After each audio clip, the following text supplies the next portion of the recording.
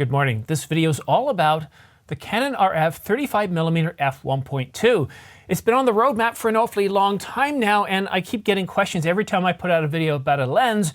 And in yesterday's video about the RF 100 to 300mm f2.8 L series image stabilized USM, once again, I got several questions about where is the 35mm f1.2? Well, I've got a bit of an update for you, but I don't think you're going to like the answer. Details coming up, but first, please do me a favor. Follow me on Twitter, subscribe, share, choose all notifications, like, comment, and all that stuff. It's greatly appreciated. It means an awful lot to me, but most importantly, it helps this channel grow and it doesn't cost you anything to subscribe. In yesterday's video about the Canon RF 100 300mm, I speculated that the Canon RF 35mm f1.2, well, it might not be far away. Canon rumors must have been listening because they had this to say. The RF 35mm f1.2 L series USM has been on our roadmap since we launched the roadmap, and there have been many reports of it coming soon. While we didn't intentionally provide wrong information, there are likely many factors above our pay grade as to why this lens is taking so long to come to market. And then Craig went on to detail 4 different reasons as to why the RF 35mm f1.2 isn't in our hands now, isn't released to the market, isn't on our R5s, our R3s, our, well, not R1s because we don't have that yet, the 1DX Mark III, etc. Let's get right to those excuses. We've been told that optical glass used for L lenses is still in short supply, but it's improving. A 35mm L series would be a high-yield production, so it makes sense that Canon would need a good supply of elements for manufacturing to keep costs down and to meet what would be surely a huge demand. You could pretty well stop the video here because this is really the only plausible, the most likely, well, excuse as to why we don't have the 35mm f1.2. I really don't have to remind you of, well, how everything's been in short supply for the last several years, how we're still playing catch up. This makes an awful lot of sense. And the last thing we want to do, I don't know about you, but I'm just tired, sick and tired of seeing everything go up in price. And when I see fundamental things such as food going up by 20, 30%, it just sickens me. So something I really love, which is cameras and photography and videography, it's a passion of mine, it's a hobby of mine. I do this for the fun. This excuse seems to make the most sense, is that they're just not able to source enough demand, and they're waiting.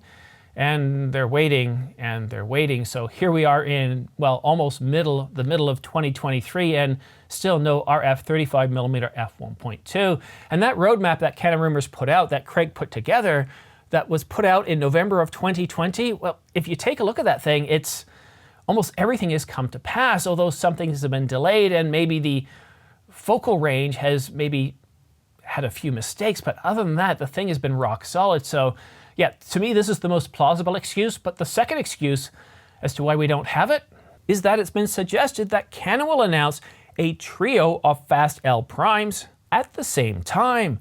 Though we have not been able to confirm this, Canon would need a good supply of glass, just like in the first excuse, for a 24, 28, and 35mm.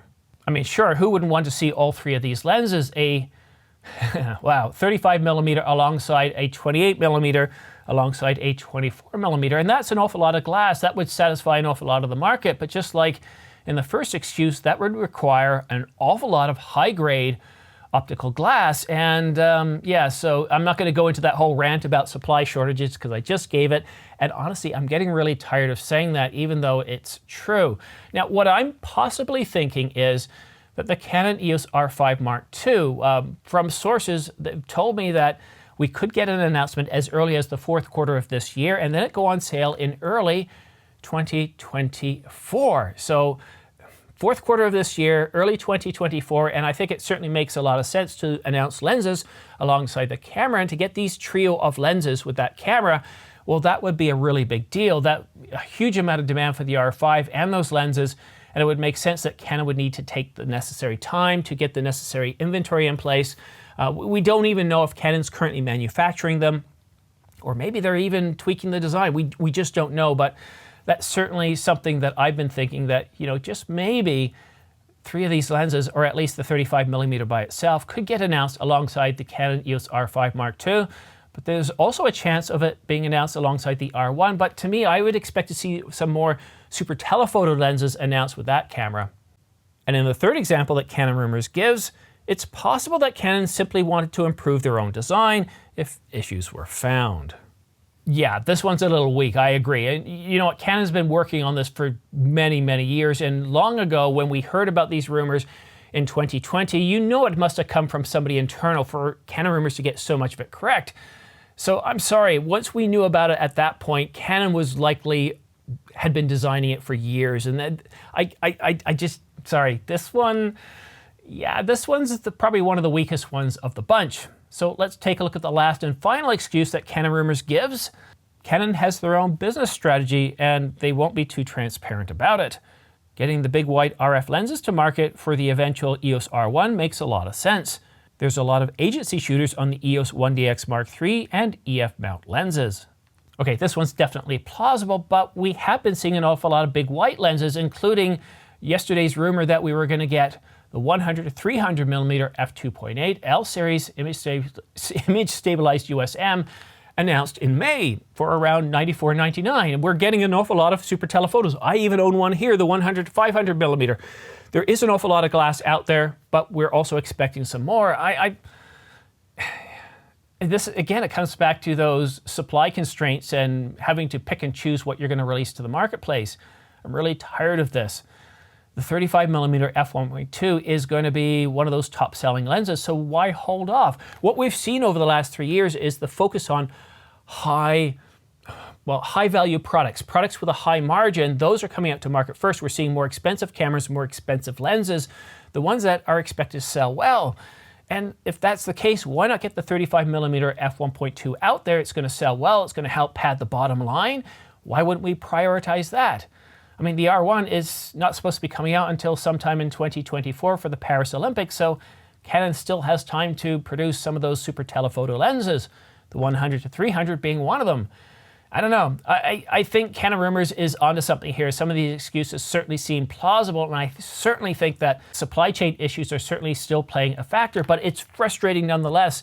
And I wish I had something more substantial to provide you with this morning, saying, yes, the Canon EOS RF 35mm f1.2, it's going to be announced in a couple of months for a price of, but no, it's one of those lenses that's got to be one of the most desired ones out there. And yes, Canon does have their own strategy. Of course they do. It's quite evident on the website, but we just want it. We want it in our hands. We want to purchase it. We want to pre-order it. We want it. We just want it now, damn it. Anyhow, I understand your frustrations, but I want to get this video out to you this morning. I hope you have yourself a great weekend, but don't forget to subscribe and choose all notifications. Subscribing really helps this channel grow and helps this channel out. And of course, by choosing all notifications, as soon as I publish a new video like this one here, well, you'll get notified, so that way you can stay up to date on all the latest camera news and rumors. Just make sure you check your spam and junk mail folder, because a lot of times these notifications show up in there.